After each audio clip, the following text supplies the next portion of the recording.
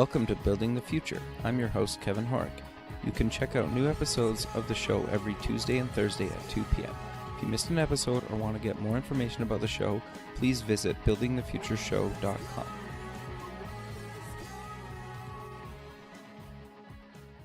Welcome back to the show. Today we have Ries. She's a branding, marketing guru, and best-selling author. Laura, welcome to the show. Thanks so much. It's so glad to be here. Yeah, I'm excited to have you on the show.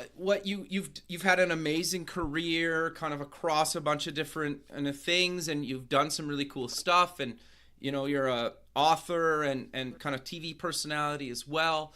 But maybe before we kind of get into what you're currently doing, let's start off and get to know you a little bit better and start off with kind of where you grew up. Yeah, sure. I grew up in just outside of New York City, Long Island. If you're from the area, you know the accent.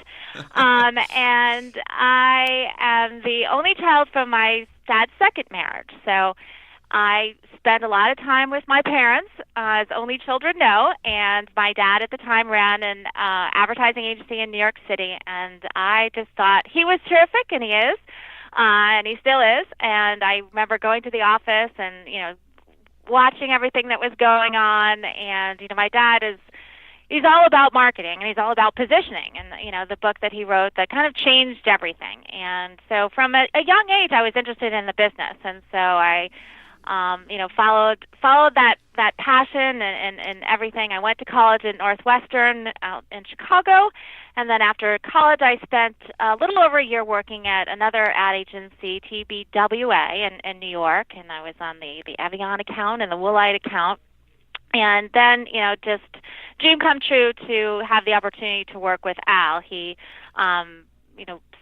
split apart from his previous partner, Jack Trout, and we opened Ries Ries in 1994. So it's been a great ride. We're still having a great time, and there's nothing better. I mean, having a family business and learning from my father, being his partner, even on more equal terms now, has really been an exciting place to be. No, that's great. So, for people that haven't kind of heard of you guys, what exactly do you guys kind of do? Because you guys have a bunch of different things that you do, and I think there's no better time, almost in history, to really kind of care about kind of marketing and PR and kind of branding, because there's so much noise right now, right? And we're inundated by so many things on a daily basis. It's amazing. Yeah, so sure, yeah. What do you guys go ahead. What do you guys exactly do at Ries Ries? Well, we help position our clients' brands. We help with the marketing strategy to ultimately the idea is owning a position in the mind, which was, back, it's funny because if, the first book my dad wrote was called Positioning the Battle for Your Mind. Sure. And back then he wrote about how difficult it was to get into the mind, and they were complaining about the amount of advertising. And, look now, over 30 years later, it's even worse, right? Yep.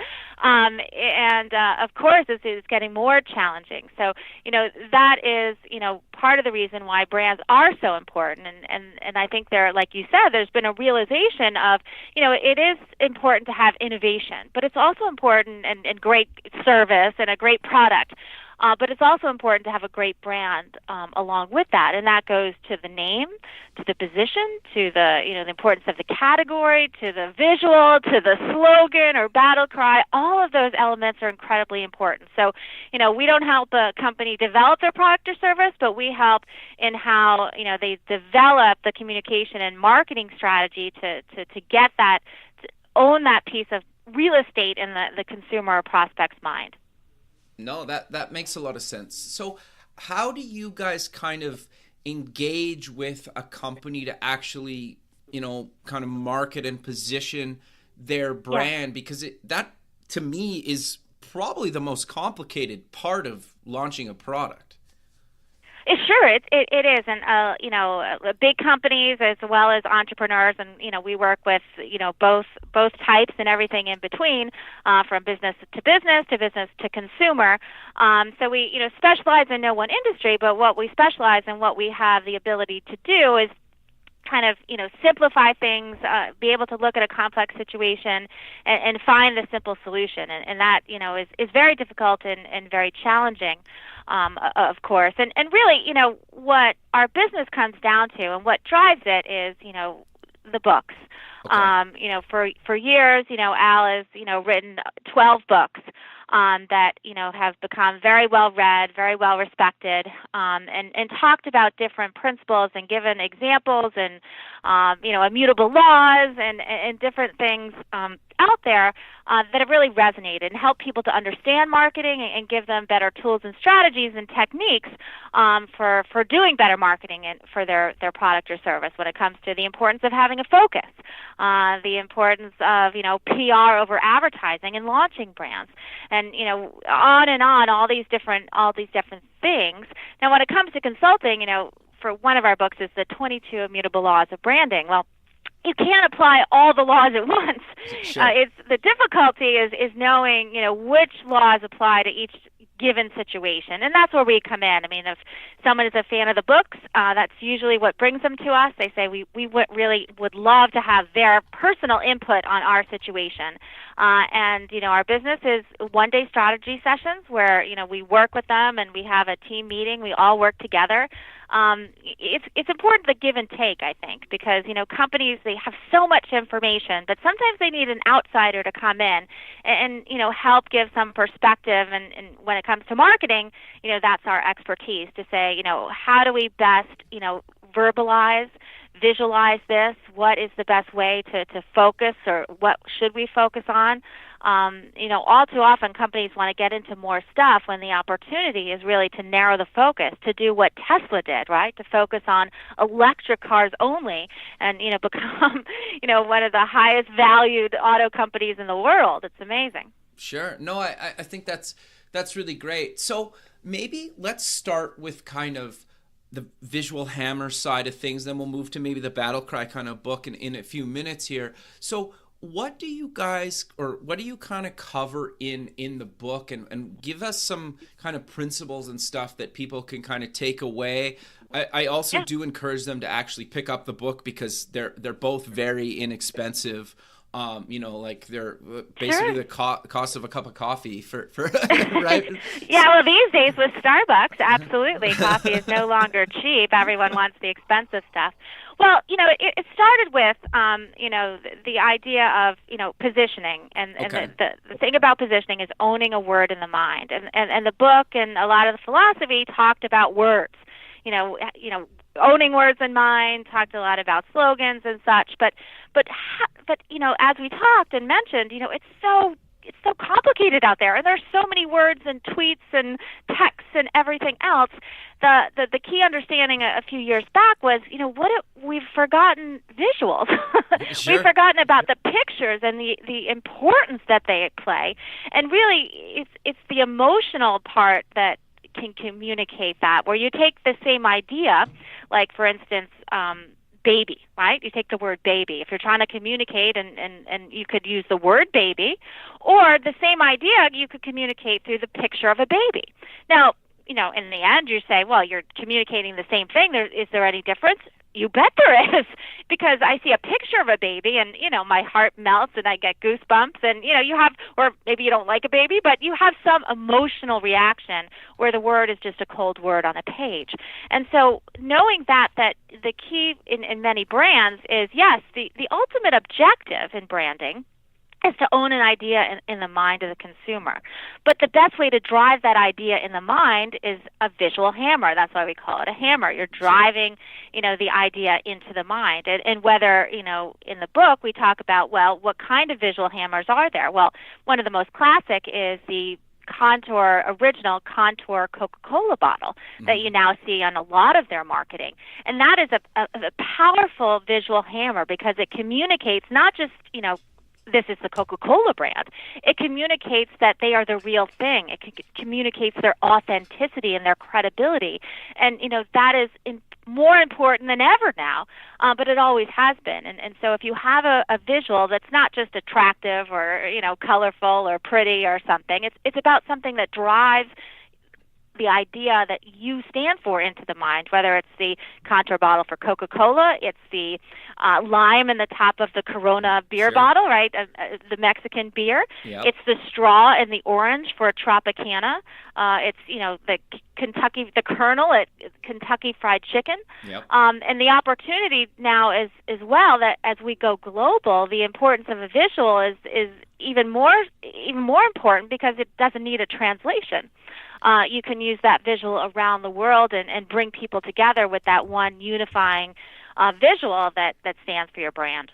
No, I totally agree. So how do people, though, even start coming up with or brainstorming ideas? Because to your point a second ago, like when you said the Corona thing, like I get that you can obviously put a lime in basically anything you want, but when you think about that, at least like my mind, and I would say a lot of people's mind, is Corona. Like they go there instantly, right? You could put it in tons of other beer, tons of everything else, but like people just think of that, right? And so how do you even start that? Because it seems a bit, well, it not really a bit, it's a very kind of daunting task to say, like, I need to create something as iconic as, the Corona lime or the Coke bottle. You don't go into it thinking I want to start something iconic. And I didn't work on Corona, but we can kind of walk through what happened with them and how they came to that and why it was so effective. Corona was in Mexico a cheap working class beer. It had a painted label, which was seen as, not as prestigious as Dos Equis and other brands. It wasn't served at the fancy hotels. It was a nothing. Sure. And the distributor and importer got an idea to let's take this brand into America. And we're going to sort of rebrand it, if you will, as a popular Mexican beer, and that has a unique looking bottle that it was painted, and we're going to take it in and we're going to focus on Mexican restaurants, which as well were rising at the time. So it's not always so important. One key distinction is consumers don't really care about brands. It's the category that they care about, and the brand then represents that category. So what Corona had going for it was the rise of the Mexican food and brand category, that they were able to establish themselves as the first, authentic Mexican beer, even though it necessarily wasn't, but they came in with a good distributor, and then and into the restaurants. But the visual difference in the identity was to put the lime in it. Now, what is a lime? Well, lime is very much associated with Mexico. Mexico is a lime country. If you've ever been there, they have limes in everything. They put limes in because they grow a lot, they use a lot. They don't have any lemons. America, the United States of America, is a lemon country. We drink lemonade. We put lemon in everything. We put lemon in water. So for an American to see that, they say, lime means Mexico. And so that subtle, and they do sometimes put it in beer. And so that was a unique difference and visual that, got people's attention. And then, became basically, the visual hammer for that brand. And now is also, the communication vehicle, is that's what they use on their trucks and in their billboards and everything, because it stands for that they dominate that category of Mexican beer. And they are now, 17 years in a row, the number one imported beer brand in America. They surpassed Heineken many years ago. And that dominance is also what sustains them over the long run and makes that visual iconic. No, that's actually really interesting, because I guess like I've worked at marketing companies, but I've kind of always been behind the computer on the tech side, kind of the design side.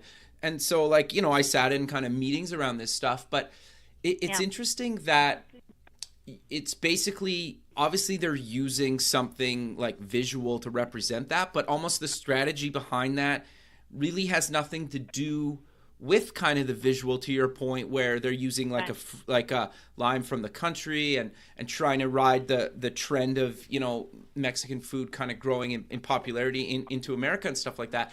So that's actually really fascinating to me. And how do you kind of go about doing the research to kind of come up with the visuals to bring a brand or potentially bring a brand into kind of the stratosphere of being the highlight of the category, or at least into the category, right?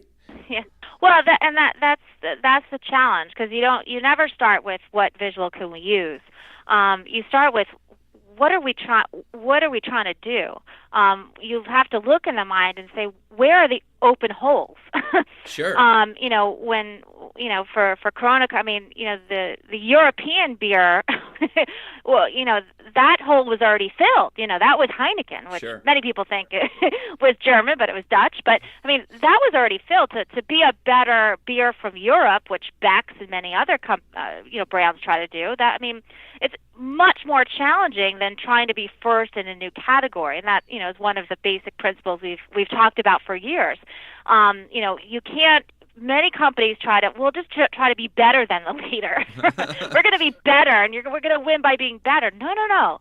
You never win by being better, but you can win by trying to define a new category. And the good thing is, and we wrote a book about this too, is the origin of brands.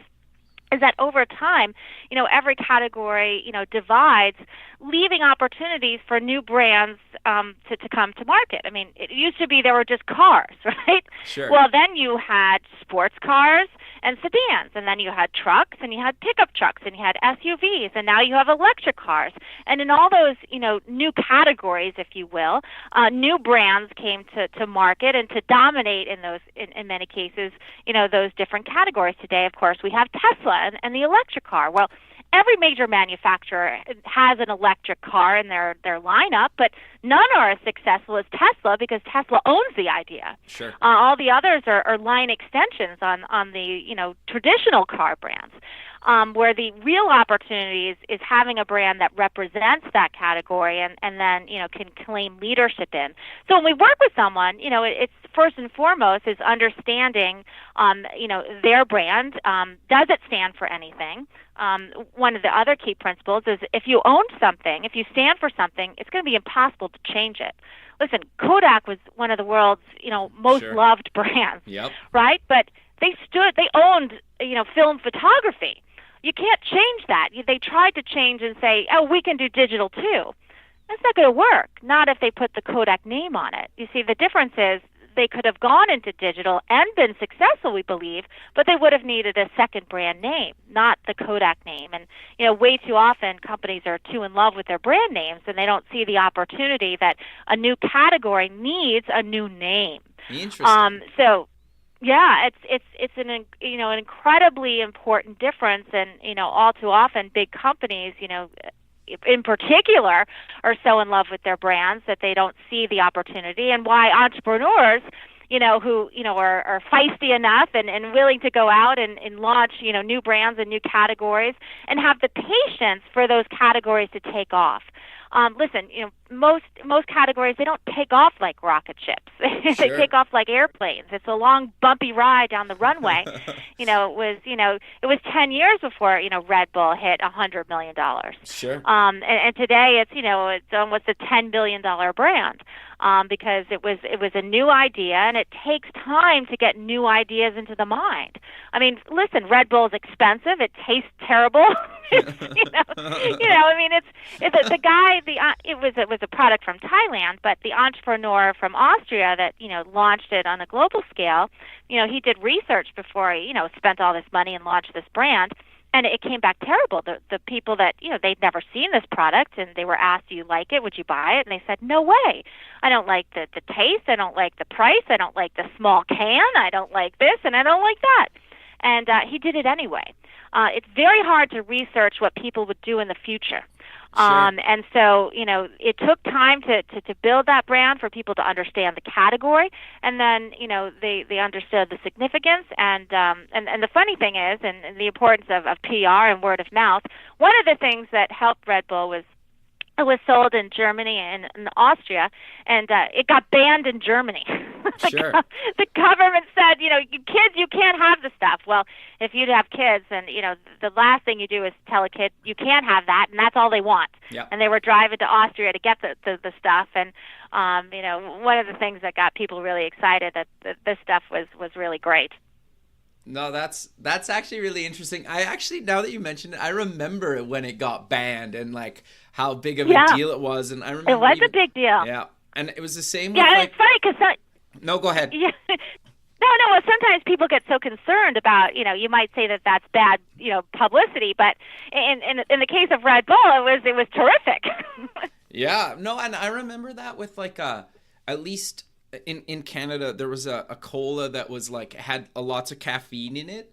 And it got kind of banned. Was it like Jolt or something, maybe? Yes, that's right. It was double the caffeine. Yeah. Jolt, And like it got so much publicity. And I remember as a kid, like the one friend that got a case or something, we all were just like, and like looking back now, it was kind of a little bit ridiculous because like, whatever, right? But as a kid, I remember like just having to have that, right? Because you're like, I got to try this, right? So in some ways, it was probably maybe the best marketing campaign that they never planned on doing. Well, indeed, but it actually brings up a really interesting point because what really is the energy drink market, but just soda that has extra caffeine and vitamins and other stuff. But instead of launching, and Red Bull could have said we're just extra caffeinated, soda. Yeah. They called it an energy drink, and the idea of creating that separate category. When is it really a separate category? Sure. I mean, what is if the other example is, what is a power bar? Energy bars. I mean, aren't they really very similar to candy bars, but you call it an energy bar, and people have a different halo around it because they perceive and it's really a slight difference, maybe a little bit less sugar, but it is amazing how, these slight differences and categories are really important. One, if you can have your brand, perceived as, it is just another candy bar, but we call it a power bar, and we say it's an energy bar, and it's seen as a separate category and as then a wild success. No, that's actually quite fascinating. So I want to kind of get into kind of your book Battle Cry and kind of what's it about, because I think it's very much tied to kind of the visual stuff we've just been kind of talking about. So what exactly is that book about, and why did you decide to write that? Well, after just kind of thinking of all the elements, we work on with companies, and also noticing the what works and what doesn't work in the marketplace. We spend a lot of time, reading, articles and staying up on many brands and categories. Slogans are something that are talked a lot about in advertising, and companies use them on everything from, their websites and really what makes a good slogan. And, in particular, we saw that, with the slogans were getting worse and worse. Yeah. In some cases, they were trying to get really short and really cute, and none of them were working, yet they were spending, hundreds of millions of dollars. I mean, what's Ford's latest one? I think it's Go Further or Find New Roads, or, these in particular, the auto companies spend enormous amounts of money, and they have these just ridiculous slogans that nobody remembers, and they don't drive any ideas in the mind. So, and again, really, like, there's an importance of the visual. There's also a need for words. In particular, we're very much in belief in the power of word of mouth, the importance of PR, and that they can drive word of mouth. And part of that is giving consumers and customers and prospects the words to use, and words that are down to earth, that they're willing to share. No one says I bought that car to find new roads. But they might say, I bought that car because it's the ultimate driving machine. Sure. Right? Yep. I mean, for BMW, the ultimate driving machine is a classic battle cry. It's something that people can easily say, and they willingly do. It works on the dealer show floor. It works internally of the company, what they should be looking for in building their cars. And it's also interesting if you look and think about, many times people are very, literal of the slogan has to be correct, but is it really the ultimate driving machine? I mean, maybe wouldn't a Ferrari be better? Sure. You have but you have to, you can have a little bit of creative license, if you will, If it given the right situation, I think in the case of BMW, certainly do. So the book Battle Cry is about, first of all, you have to know what your brand is. For BMW is focused on a performance type of car versus, their enemy, if you will, or Mercedes-Benz, which was luxurious and a comfortable ride. Well, they were the opposite. And that's always, there's an opportunity for generally two brands in every category, but the strong number two position is always taken by someone who's the opposite of the leader. So that's in the case of BMW. So again, you have that focus. You have perhaps that visual. For BMW, it was commercials with, driving on winding roads. But then you have to have the words to communicate it, the ultimate driving machine. And again, in the book, we also talk about there's also just linguistic techniques that help things become more memorable. One of the challenges, like we said, the over-communicated society is that, how do you get people to remember them? Well, again, a lot of things take from your life. If you have a kid, how do you get them to remember things? Well, many times you use things like rhyme, right? Rhyme is a classic way to get people to, or anyone to remember something. And if you use it in a slogan, it makes it incredibly more memorable. We have our postal service has a slogan that says, "If it fits, it ships," for the priority mailing, and you have the box. And that can drive through clutter and help people to remember, understand it, and also it's a rationale for using it. It's a motivating idea. So again, it's not about using any rhyme. It has to be meaningful to what your brand is. So I said there was 5 techniques. There's rhyme, there's alliteration, classic, and lots of brands in their names use it as well, from Dunkin' Donuts to Coca-Cola, or alliteration for the slogan itself can be helpful. Repetition is another, that you just simply repeating something can be used, like Little Caesars Pizza says pizza, pizza, pizza, Yep. pizza. Interesting, yeah. Now, why do they repeat it? Well, their promotion for many years was two pizzas for the price of one, because they created a new category, which was pickup only. Right? Yeah. There was no delivery. You picked it up, and that's cheaper, so they had a cheaper price. And 2 for 1 was an easy way to communicate it. Today, they say $5 pizzas, which basically the same thing. It's Pizza Hut, it's $10. Here, you pick it up, and it's $5. Pizza. Or reversals can sometimes be an interesting way to communicate an idea. For many years, Burger King said broiling, not frying. Again, it's the contrast between McDonald's fries their hamburgers, and we're different. It's the flame broiled taste of Burger King. It was also a grown-up idea. They never quite, they had the silly, king and the subservient chicken that, got people's attention, but did it drive an idea in the mind?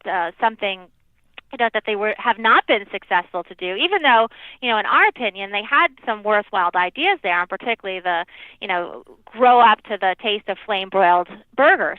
And now you have, the better burger chains that are, people said hamburgers were dead. No, maybe they just weren't marketing it right. So, Sure. There's an opportunity there always, many times for new brands. And the last is double entendre that you can use. And one good example of that is De Beers Diamonds. And they say a diamond is forever.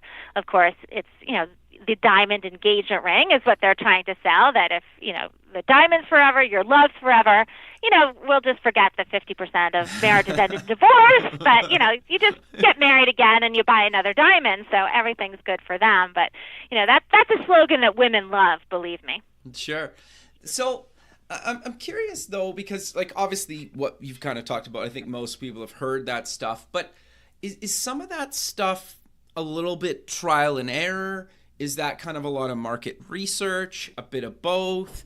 Is it kind of, how do you come up with these things? Because you guys work with brands that everybody's heard of. They can go to your website and check that out. I don't really necessarily want to get into actual clients, but how do you guys kind of work with a brand, whether they're small or big, to actually come up with something that could be very memorable like that?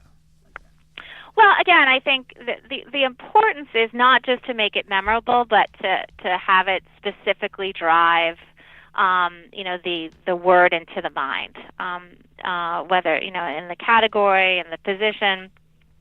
So the key really is that I think many consultants or companies or agencies, they're very focused on making something, attractive and memorable and unique. But first and foremost, you have to start out with,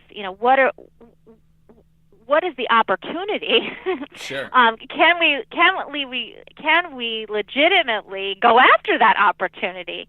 Do we, or do we need to sort of reshuffle things of how we directly communicate it?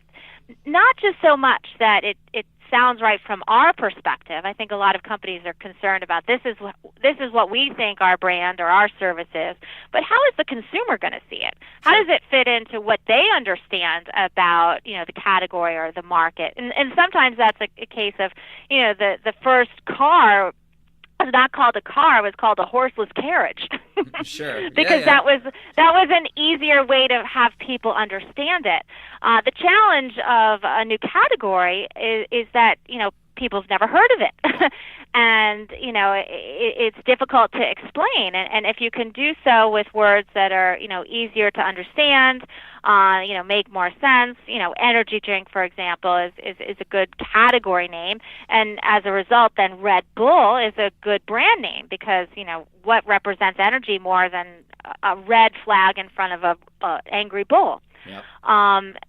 Picking names are really a big part of the process, and I think the most important part is identifying the position or whole open opportunity in the mind, and then devising the strategy to get in there, right? So the name is critical, and picking the name Red Bull. The name Monster, which is the number 2 energy drink, again, they achieved their success by being the opposite of Red Bull. Red Bull was an 8.2-ounce can. Monster came in with a 16-ounce can. Right. Clear example of thousands, over 1,000 in 1 year. Over 1,000 companies launched energy drinks. Yep. I mean, it was insane. Everyone saw the opportunity, right? From Coca-Cola on down, launched energy drinks. Coca-Cola Sure. launched, TMX was the first one. Yep. And the biggest company in the world, most successful, beverage company, couldn't make a success of it because they didn't have the right strategy. Sure. It was the wrong name. It was a copy of Red Bull. They were trying to just be better. You can't be better than the real thing, and that's what Red Bull was when it came to energy drinks. Monster succeeded by saying, all right, you get the small can. Maybe there's an opportunity for a large can, people that want more value, that want more drink, or who knows. And they launched the large can, and they gave it a large can name called Monster. Sure. And then they took the idea of Monster, and they created a visual that drove in that name and that idea. And so, it worked together. But the key insight, was being the opposite of Red Bull, the Sure. 16-ounce can.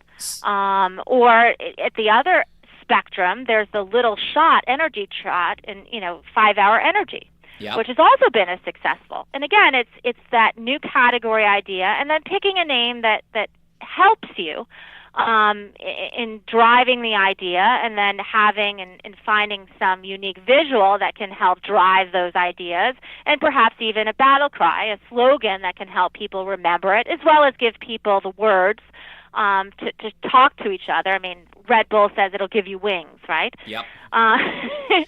And so all those things, can work together. But first and foremost, it's finding that opportunity, that open hole in the mind, that new category, or going against the leader in an existing category. I will say, and you asked, do we do it? We don't do a lot of research. We generally clients, have bring us and show us any research they might have done. Okay. But most of it is analyzing, the situation, listening to the client, looking over the background. And clients, they know a lot of these things. I mean, everyone knew what, Red Bull was, and, Sure. it was the challenge of saying and thinking of, well, okay, we know what that is. How can we be different? the general, and it's common sense, right? Well, let's just do what they're doing and do it better. I mean, that's what gets you in trouble. But if you have the mindset, okay, this is the marketing principle. If we want to beat the leader, we got to be the opposite. Or if we can't beat the leader, we got to start a new category, the energy shot category, for example. Sure. So I'm curious to know your take, and obviously I think it's probably you need to have like a well-known or a brand that has a lot of backing to like where you have like a product placement either in a movie or television show or kind of a celebrity endorsement. Like, do you guys kind of do that kind of stuff? Do you think that stuff kind of still works, or kind of what's your take on those? Well, I think they work when they're authentic and when they have some type of credibility with consumers. When you force the issue and you pay a movie a lot of money to use a product that they would never want to use anyway, Sure. and they put it into the production. I think consumers see right through it. I mean, just the way the problem with advertising is you talking. Telling people that you're great. Well, Sure. that's not believable. What's believable is somebody else telling me that you're great, that third-party endorsement. And so, the way around it is, well, let's pretend it was, E.T. used Reese's Pieces candy, and it was, got a lot of talk about it. But that was authentic, that they saw that, connection within the movie as opposed to it just being a paid product endorsement. And now consumers are more skeptical than ever about a lot of those things. When it comes to celebrities, we are a celebrity-obsessed society. Yeah. One of the problems is every celebrity is hawking everything. Sure. But it still can work incredibly well if, again, there is a believability. You've got the popularity of the celebrity and whether or not they make a mistake. I mean, Tiger Woods being a prime example of one of the most highly paid celebrity endorsers ever. Yep. And then he got into trouble, and most of his companies dropped him like a hot potato. But even in the case of Tiger, who in his prime was perfect, right? Sure. A good-looking, going to be on track to be, the greatest golfer of all time, and he could always get himself out of trouble and not on the golf course, Sure. and winning tournaments, right? So, terrific. But did he work for every brand he endorsed? Absolutely not. Sure.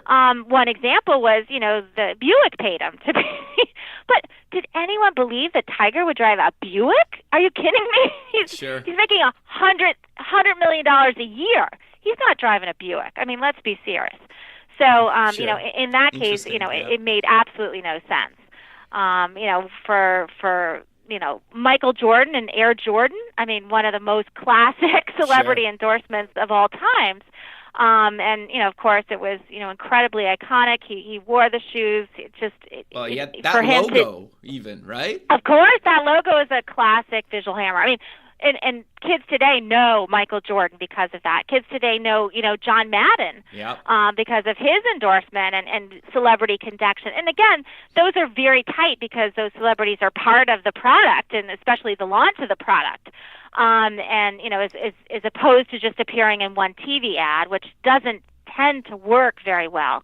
And now companies see that, Vita Coca, Madonna's to endorse that she's got owns now a part of the company kind of thing. Sure. And so, but again, that becomes overdone, and it has to be really believable that Madonna's drinking this all day and bathing in it. And does anyone care about Madonna anymore? I don't know. That's another problem. Sure. So I want to go to the other side of the spectrum, where maybe they're a new company or a new brand or something. What are things that they can do maybe on the cheaper side of things? Because obviously not everybody can afford to do some of the stuff that we just talked about. But what are things people can do maybe on the cheaper side of things? Well, you make an excellent point, and when most brands, startups and entrepreneurs, they don't have a big budget and they don't have a lot of money, and so they're in some ways it's good because they're forced to think about the things that don't cost a lot of money, and are really important. Like I said, the most important thing is what's the name. choosing the right name doesn't have to cost a lot of money. And so the name is incredibly important. Again, thinking about the visual. I mean, just the shape or the color, what the package looks like, the use of, animals can sometimes be a good visual hammer.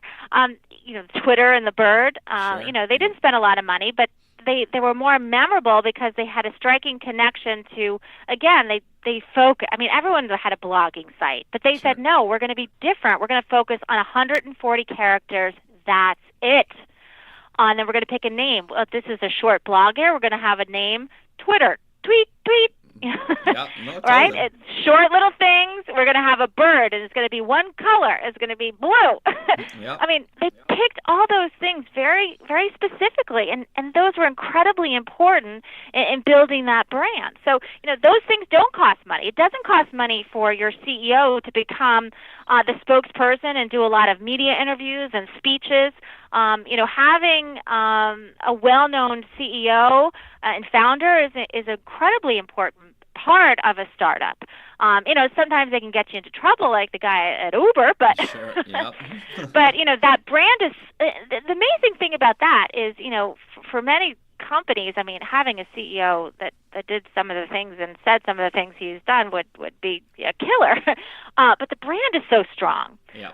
The strength of the brand and the marketing and the dominance that they've been able to achieve allows you to kind of weather the storm and ride through some of that stuff and survive. No, I think that makes a lot of sense. So you kind of touched on it, and I want to know your kind of thoughts on kind of building yourself or somebody at your organization or company into kind of a thought leader. Do you guys kind of do some of that stuff, or is that kind of left to somebody else? Yeah, no, we are laser focused in terms of what our company does, and like I said, we're always working on books and speeches, but Sure. The business is the one-day strategy sessions with Al, myself, and the clients. We leave all of the implementation up to the client themselves. So, we spend the day working out the strategy, thinking about, and it depends for each client, whether Sure. it's, thinking about names and visuals and battle cries and PR strategies and, working all that out and then leaving it up to them to find we do make it clear it's important to have someone within the company that can be the champion of that. But they also sometimes, having some outside help and support, is important and adding perspective. I mean, we have and work and multiple times with the CEOs of companies that they just need somebody to have bounce off these marketing ideas and keep them on track. The Sure. interesting thing about marketing, as you go on in time with a company, it is good to experiment and to try new things, but you also have to do some pruning. It's Sure, kind of yeah. it's kind of like a tree, right? You what keeps it healthy is not, you got to keep growing. But you also have to prune back the stuff that's not working or that, doesn't make sense for this brand. Maybe spin it off to a new brand if it's really big, or just get rid of it if it's not working. So, there is that balance, and that's where, where we've worked with clients on multiple occasions over the years where that comes into play. Or like your closet, you might, you get everything tidy in your closet and you say, I'm going to keep it like this. I'm going to be neat. But, after a year, it's a mess again. Yeah, sure. And that's what marketing is like, and within any company, it's like that. So you have to be very mindful about it. And again, in general, companies do the opposite in terms of we just want to get into more stuff. We're going to put our name on more things. When staying focused, standing for something, dominating a category is really the most successful type of strategy that any company can follow. No, that's interesting because I kind of figured that would be your response, but I guess I would put you and your father in that kind of category, right? Where you guys are obviously thought leaders in this industry, and you've been doing it a long time, and you have the clients and kind of through all your different kind of articles and books and whatnot and success and coverage by third parties to validate what you guys have been doing, right? And so it's interesting that you kind of just your take on that, right? Yeah, sure. I mean, I think it's, it's certainly, I mean, it's really fun what we do. I mean, it's fun to Sure. go into all these different, situations and, help them strengthen, what they're doing. And that's, in general, what a lot of it is about. I mean, it's amazing and so interesting to go into these companies in such, from dental tool products to, Sure. to big, global consumer brands, or we have a big, the leading auto company in China that we work with, and all these different situations, and see in each of them, real potential, a really exciting idea, but sometimes a lot of times it's not being cared for properly. Right. No, Usually fair. because they're into too many things. I mean, one of exciting success story of a client we've had is Great Wall Motors in China. Okay. And as the market took off, and there was just a ton of Chinese auto manufacturers that came onto the market to serve the growing middle class, and they were one of many, and like all the others, they had a wide range of different cars and trucks on the market. What really got them the attention and their success was their pickup truck. Sure. But then they, like many companies, they got into everything to serve the market, if you will. And so they came to us and our partners in China and said, "What do we do? How do we grow? It's we're not how do we stand out in the crowd? There's just so many companies." And so we told them, you gotta get out a lot of these things. You got to stand for something. You got to focus on one model, actually. And we told them to focus on what we saw as the biggest opportunity for them, which was the affordable SUV market, which was under, and they had a specific number even to it. It was the leading SUV under 100,000 renminbi, which is about $14,000. Okay. And so they did that and became, the most profitable Chinese automobile company, and they dominate in the economical SUV market, which has also taken off. They rode the success of that category because your success, depends a lot on the strength of your category. So in any case, it's very exciting to see that, but it was also hard for them. When you own automobile plants, it took them time to get out of a lot of those things. I mean, strategy is a very long-term thing. And so it was also a matter of, where their focus lie. I mean, if you have a company, you're doing a lot of things, but you have to, it's helpful to have someone say, this is what you really need to pay attention on. This is where you have to spend most of your time and marketing dollars promoting. You might do other things, or you might slowly roll out of these other things, like for Great Wall, it was the sedans and other Sure. things. But they spent all of their time promoting the economical SUV, the brand Haval, which is also looking at expanding on the global market and has a lot of potential, we feel, in part because it has the right name. I mean, very challenging to the Chinese language is very difficult in terms Sure. of words that sound right in English, which is really the second language of the world. A true global brand has to sound right in English, doesn't have to be an English word. So Yeah. it's really a challenge, but it's having the insights to be able to figure out what the best strategy is. I don't know how we do it sometimes. there is no magic formula, and there's no magic machine, and I don't. It's always a hard question to answer. But I think when you have all the principles and you study what has worked in the past with applying different strategies, you have then the ability to be able to give the best advice on what would work in any given situation. No, I think that's really good advice in itself. But Laura, sadly, we're coming to the end of the show. So let's close with mentioning where people can get more information about you guys, the company, the books, and all your other kind of services that you guys provide. Sure. Well, that's easy. Everything you can find out anything about me and the books and anything else at Ries.com, and it's and of course all the books are on Amazon. I say local retailers, but are there any left? I don't think so. If you want a book, you can go to Amazon, or there's links on our website. And I hope you enjoyed listening. And we love branding. It's an exciting industry. It's always changing, but the key is owning a word in the mind. Perfect. Well, I really appreciate you taking the time out of your day to be on the show, and I look forward to keeping in touch with you, and have a good rest of your day. Excellent. Thanks so much. Thanks. Okay, bye.